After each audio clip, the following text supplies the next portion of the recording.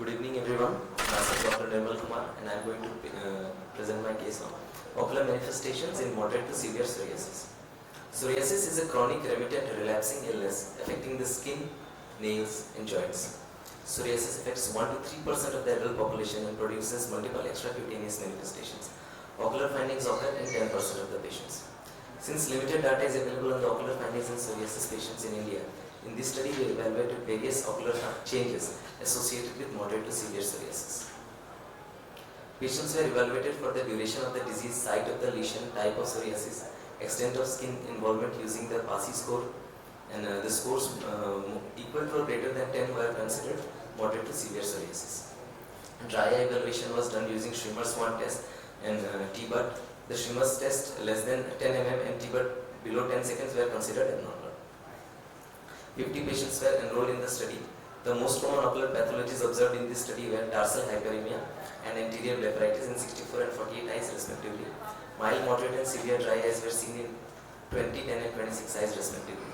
28 patients complained of significant difficulty watching television or on digital screen.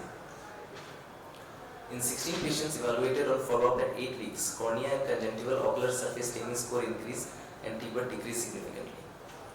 These are the results. So there was no significant relationship between ocular manifestations in the patient's gender or age. It was found that the severity and duration of the disease increased, so did the prevalence of ocular manifestations. Patients with PASI score of 10 and above were more prone. Anterior seborrheic blepharitis was most commonly seen.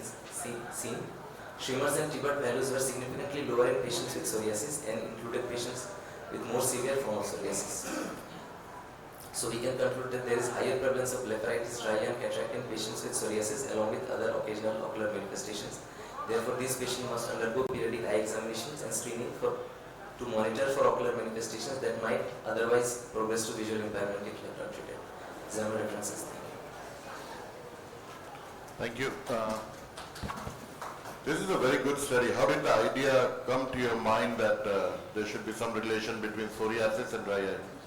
Actually, did these patients coming to the OPD were actually complaining of dry eye or grittiness or whatever?